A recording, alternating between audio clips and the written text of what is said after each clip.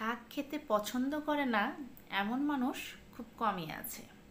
তাদের মধ্যে আমিও আছি। আমার কাছে শাক খেতে ভীষণ ভালো লাগে। আজকে আমি আপনাদের জন্য নিয়ে এসেছি একটা শাকের রেসিপি। এটা হচ্ছে কলমি শাকের রেসিপি। দেখুন, আমি এখানে 2 আটির মতো কলমি শাক নিয়ে নিয়েছি। এগুলোকে কলমি শাক বলে। এগুলো বাজারে আপনারা খুব সহজেই পেয়ে যাবেন। যারা চিনেন তারা তো চিনেনই, যারা চিনেন না তাদের জন্য এই ভিডিওতে আমি দেখিয়ে দিচ্ছি। এগুলোকে কলমি শাক বলে। এই শাকগুলোকে আমি খুব ভালো করে কুটে নিয়েছি। আমি শাকগুলোকে ঠিক এভাবে কেটে নিয়েছি। আপনারা চাইলে ঝুরি করেও কেটে নিতে পারেন, তাতেও কোনো সমস্যা নেই। এখন শাকগুলোকে খুব ভালো করে আমি ধুয়ে নিয়েছি। এই শাকটা আজকে আমি খুব সুন্দর করে রান্না করব। এই জন্য এখানে আমি দিয়ে দিয়েছি তেল, প্রায় হাফ কাপের মতো তেল দিয়ে এখানে 8-10টার মতো রসুন কোয়া আমি একটু কুচি করে নিয়েছি। সেই রসুনের কুচিটা দিয়ে দিয়েছি, আর দিয়ে দিয়েছি 2টার মতো শুকনো মরিচ মাঝখান থেকে ভেঙে দিয়েছি। রসুন এবং শুকনো মরিচটা এটা হালকা একটু ভেজে নিয়েছি। এখন ধুয়ে রাখা শাকগুলো আমি দিয়ে দিলাম। আমার কাছে রসুনের স্মেলটা ভীষণ ভালো লাগে, এই জন্য আমি যে কোনো রান্নার মধ্যেই যেটার মধ্যে রসুন চলে আর কি, আমি একটু রসুনের পরিমাণটা বেশি দিই। কিন্তু আপনারা যদি রসুন এতটা পছন্দ না করেন সেই ক্ষেত্রে একটু কম দিলেও কোনো সমস্যা নেই। তবে রসুনটা একটু বেশি দিলে পরে কিন্তু শাকের টেস্টটা দ্বিগুণ পরিমাণে বেড়ে যায়। এখন আমি শাকগুলো দিয়ে দিলাম, দিয়ে রসুনের সাথে খুব ভালো করে আমি এটাকে একটু মিক্সড করে নিয়েছি। এই শাকে এবার আমি দিয়ে দেবো স্বাদ মতো লবণ। লবণটা একটু পরিমাণ মতো দেবেন।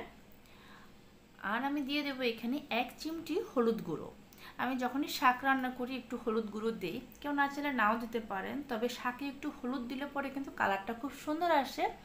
আর তাছাড়া শাকে অনেক সময় রান্না করলে দেখবেন একটা বাজে স্মেল আসে, সেটা কিন্তু থাকে না।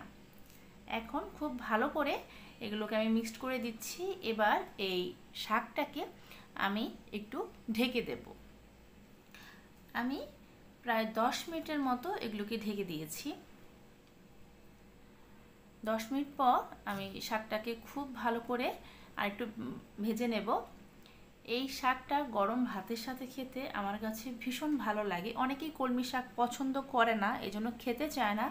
আবার অনেকেই আছে শাকটা ভীষণ পছন্দ করে। যারা পছন্দ করেন তারা আমার এই রেসিপিটা দেখে বাসায় একবার হলো আপনারা এভাবে বানিয়ে দেখবেন, তাহলেই বুঝতে পারবেন যে এই শাকটা খেতে কতটা ভালো হয়ে থাকে।